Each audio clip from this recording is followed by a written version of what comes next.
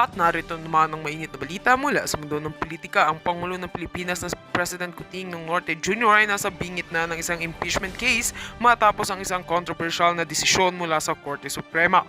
Ayon sa ilang ulat, may mga bagong ebidensya na lumitaw na naglalantad ng posibleng paglabag ng Pangulo sa saligang batas, kaya't ang Korte Suprema ay nagpasya na dapat nang patasikin siya sa pwesto. Isang malaking hakbang ito sa kasaysayan ng bansa kung saan isang sitting ng Pangulo ay nahaharap sa isang impeachment. Ang mga legal na eksperto ay nagsasabing hindi ito isang simpleng proseso, ngunit ngayon ay may tanong na lumulutang hinggil sa kredibilidad at legalidad ng kanyang mga hakbang sa pamumuno. Isinasagawa ngayon ng mga rally at demonstrasyon mula sa iba't ibang sektor ng lipunan na humihingi ng accountability mula kay President Marcos. Sa kabilang banda, ang mga taga-suporta naman ng Pangulo ay patuloy na ipinaglalaban ng kanyang administrasyon at sinasabi nilang ito ay isang uri ng political harassment lamang. Ayon sa mga oposisyon, ang mga kasong isinampa laban kay PBBM ay may matibay na basihan at nararapat lamang na imbestigahan. Samantala, ang Korte Suprema ay nagbigay ng desisyon na pabor sa mga nag-iimbestiga na nagbigay daan sa posibleng proseso ng impeachment.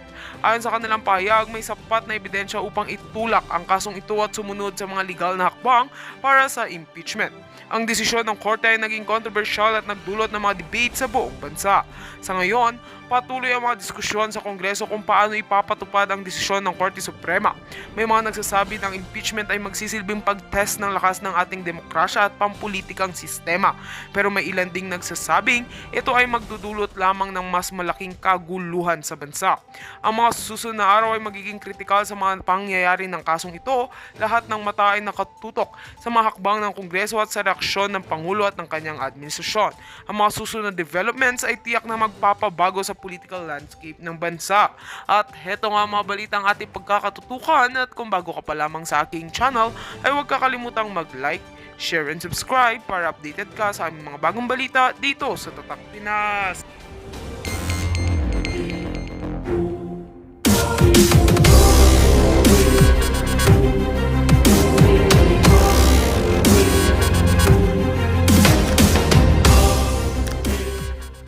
Yung kontraktor ng ilang buwan lang.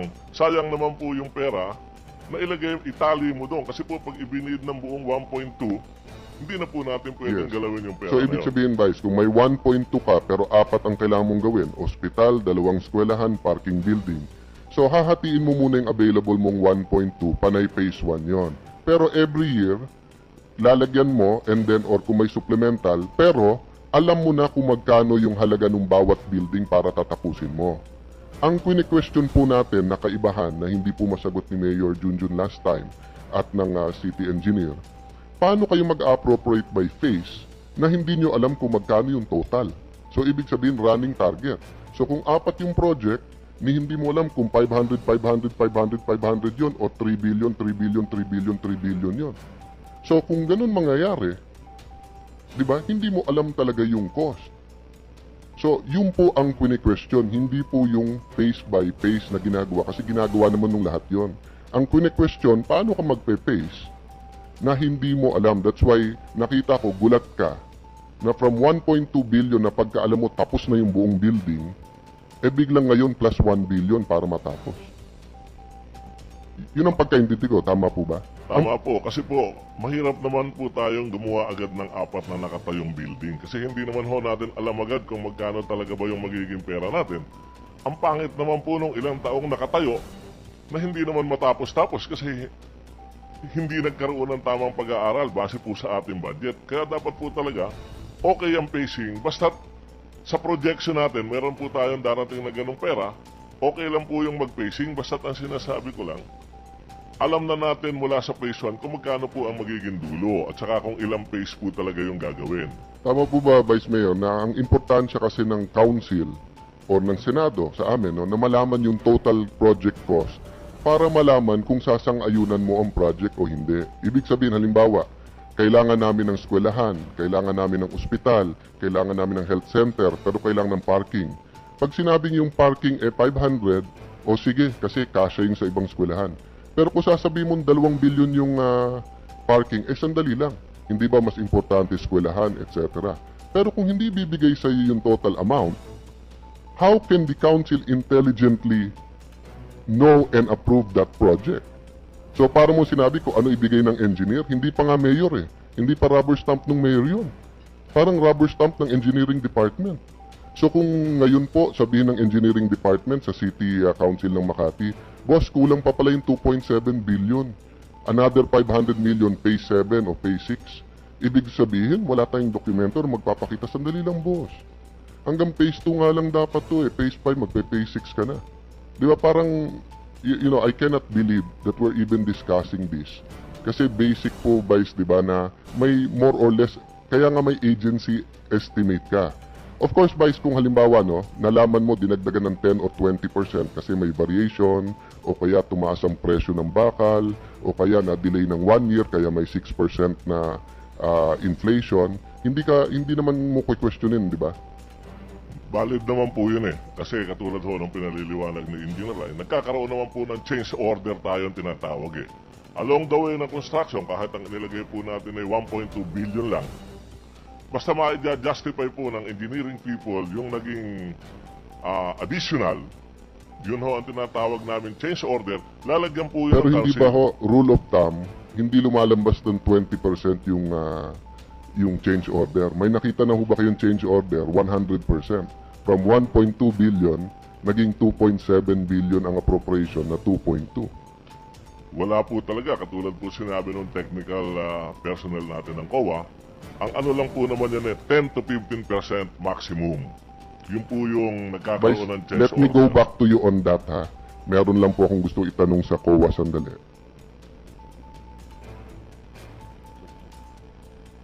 Sa ating pong mga engineers and technical ng COA, no? Alam niyo po itong DLS? Pwedeng isa-isa niyong sagutin. Yes or no lang po. Alam niyo po itong Your Honor, DLS? this is the first time that we see that Okay. How about Engineer Ruiz? Pinakita niyo po sa akin yan nung... Okay, but first time niyo makita nun. How about Engineer Florentino? First time na po, Your Honor. How about Engineer Lavarro? First time lang po. How about Engineer Henson? Sorry, Engineer Pineda. First time, Your Honor. Okay. Architect Kolkol, no? Can you explain to this gentleman what the Davis Lang Don Seya is? And can you confirm muna, Architect, we haven't talked. I didn't talk to you before. I don't know if, do we know each other? No. No. And we haven't talked yesterday o kanina, no? First time Okay. today. You're familiar with this handbook? I actually work with them. Okay. And if I ask all architects in the Philippines, would more or less those dealing with construction and building know this handbook? Probably not all. Not all, but we'd say a great majority. Yeah, those that are involved in higher valued Construction. projects. Okay. And can you tell us more or less, in your own words, why they would be familiar with it? What's the value of this to their clients?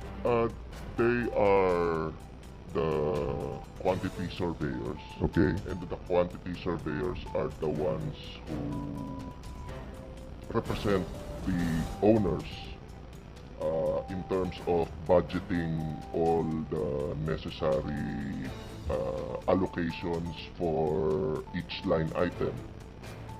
They also review contracts and the like. Okay. Mr. Federico Cuervo, sir, let me start by congratulating you. I've spoke to a lot, I've talked to architects, quantity surveyors, etc. All of them have given me so much information, and all of them also congratulate you because they want to be here. But marami daw silang project sa Makati. Mamaya pa-explain ko kay Vice Mayor anong ibig sabihin nun. Pero hindi daw sila pwede magpa-interview or nandito. But thank you for giving us a basis in the last hearing. And may I make an appeal at this point, Mr. Chairman? Ang dami ko naririnig growing up, not only now, no? I was in college when VP first became mayor. I've heard a lot of horror stories about construction, condominiums, permits, etc. I don't know which were true, which were hindi. Because to be fair to Vice President, kung mahigpit ka, maraming aangal. So pwedeng mahigpit lang siya, kaya umangal, or pwede ding totoo yung horror stories. I will ask the city administrator some questions on that later. But, Sir Cuervo, are you familiar with the DLS? Yes, I am. I have a copy. Okay. And do you confirm no, that the value of this is that more or less, no, meron average price so that the building owner or the person building will have a glimpse, no? Even if you don't hire Davis, Langdon, or Seya, or you don't get a quantity surveyor, or you don't get a reputable firm like Cuervo, no? More or less, halimbawa, I'm making a building now. Ang estimate sa akin ay, when I look at the booklet, it's 30,000 per square. Dapat naglalaro doon. Kung malayo, then I can ask my architect or my project manager bakit ang layo ng price. Correct. Okay. And can I ask Mr. Cuervo and Mr. Kulkol, have you seen any building that times 3 ang halaga sa ginawa ng sa estimate ng DLS in your professional experience? So kung nakalagay dito ay high-rise average 40,000 per square, have you seen a high-rise na 120,000 per square? Or is that usual? Kasi ang average dito, remember, is not a fixed sum, no? Nakalagay naman dito, no? So like for 2012, car park 17,000 to 22,000, standard offices 31 to 39,000, prestige office or high-rise 43,000 to 49,000, and then general hospitals 49 to 59,000. So for example, have you seen a building during 2012 na from 43 to 49,000 high-rise ang DLS, but sila 150,000 per square in 2012? Not to my knowledge. Mr. Cuervo? Okay, you know, in appraisal, since we're valuing in market value, this will fall into obsolescence. No, so let's say if there's gold embedded in the carpet, or you know, you have gems embedded in the balustrade, this is an obsolescence. No? Yeah. So maybe in Dubai, we no? have, yes, that great building there. Brunei, but maybe. Brunei, Dubai. But in the Philippines, for example, did you hear of at the time that the prices were 40,000 per square, may nakita kayong 120 or 150,000 per square? Well, it's because we have to look at the market. It's a Yes. willing buyer, willing seller. A buyer will usually discount this. Yes. Because it might not fit into his liking. Okay.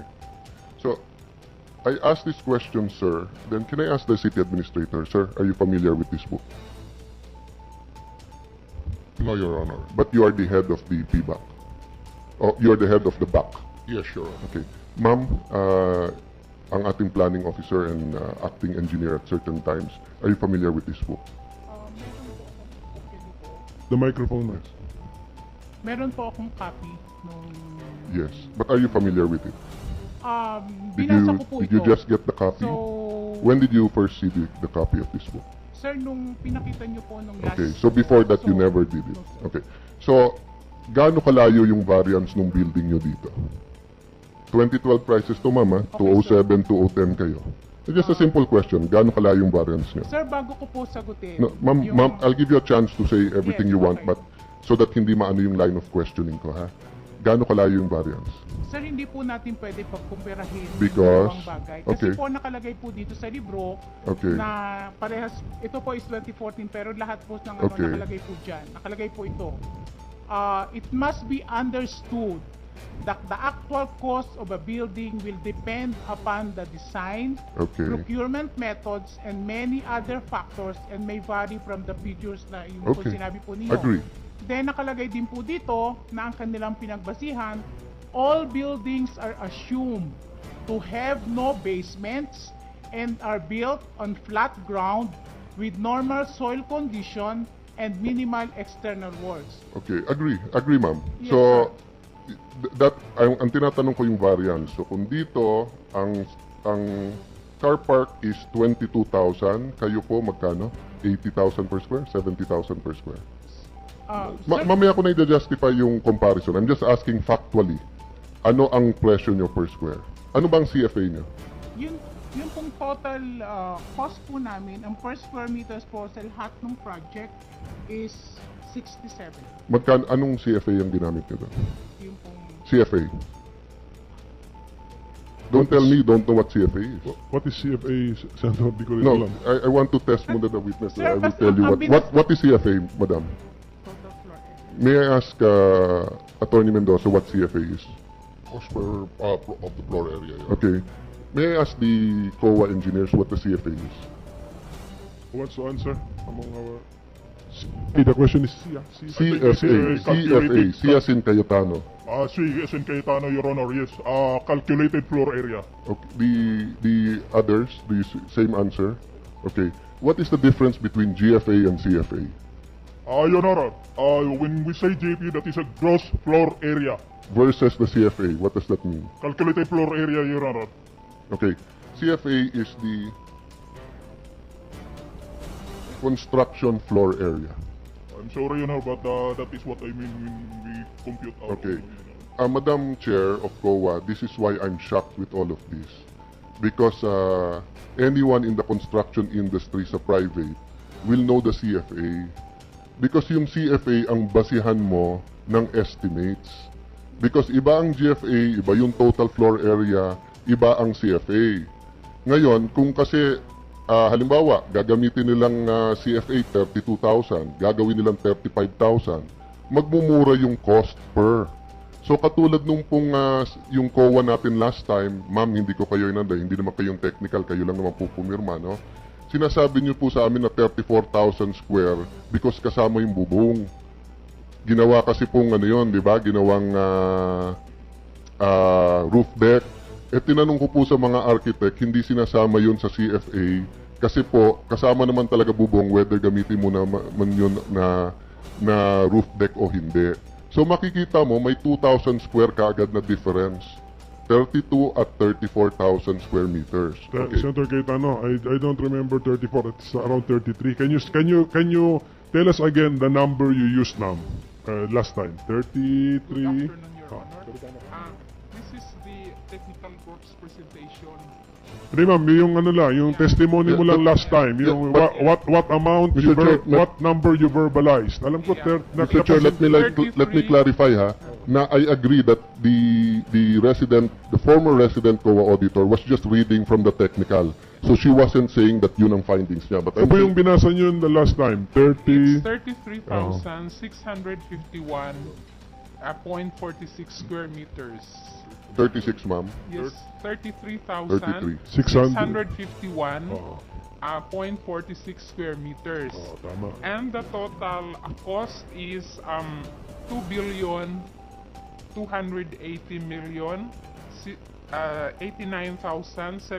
2,280,089,780.94 and not 2.7 billion. It's Yes. 2.2 billion. So anyway, ma'am, Your Honor. the That is as of, may date pa yan, as of As of December completion, 31, sabi mo, 20 December 31, 2013. Yun ang sinabi mo. Tama po? yes, Your Honor. Okay. Senator So Cayetano. anyway, my point, Mr. Chair, is that number one, kung hindi mo alam ang CFA, mahirap nang gumawa ng estimate. Number two, kung hindi nyo alam ito, saan nyo kinumpare yung cost at saan nanggaling yung estimate? Sabi nyo COA estimate. So Engineer Roldan, where did you get the estimate? You made it yourself? No, Your Honor. Saan galing ang estimate nyo? Per square. No, we do not engage in per square meter, Your Honor. So your government is better than the private sector. Lahat ng gumagawa ng high-rise at car park sa buong Pilipinas, ginagamit ito at nagtatanong sa presyo at pag lumampas dito, tinatanong sa architect nila bakit. Tapos tayo sa gobyerno, pera ng bayan to, hindi natin i-compare man lang. Architect Roldan, let me ask you another question. Tinignan niyo po ba yung ano? Sino pong Architect Roldan, sino pong gumawa nung engineering, sinong gumawa nung study dun po sa pundasyon? Sino po sa COA? Kami Your Honor sa phase 1. Ikaw sa phase 1? Sir, tinignan mo ba yung presyo ng Hoya Loft? Come again, sir? Hoya Loft. Hoya Loft. That's a private That's a construction. building. No, Oo. Tinignan niyo ba magkano yung pundasyon nun? no, Your Honor. Tinignan mo din ba yung Grove Phase 2? No, Your Honor. Ang gumawa nito, Hillmark din. Tabi din ng Pasig River to. Eto tanong ko sa iyo, engineer. Kung ikaw nagpapagawa ng bahay at may nagbigay sa iyo ng estimate, yung contractor mo gumagawa din ng ibang bahay, hindi mo i-compare yung presyo? Babayaran mo na lang kung magkano? Sasabihin mo na lang tama? Your Honor, kung aware kasi siguro na merong simultaneous na construction. Simultaneous nga to eh. About the same period ginawa to eh. Same contractor to, same soil conditions. Hindi nyo tinignan. Kasi sa gobyerno, yun ang lakaran. Di natin tinitignan. Baka hindi nyo kasalanan, engineer. Baka yun ang nasa inyong COA memorandum, sinunod nyo lang. But I'm telling you now, that's what upsets me. Na kapag pera mo, bawat 5 bago mo gastusin, sisiguraduhin mong sulit. Pero pag pera ng gobyerno, di bali na.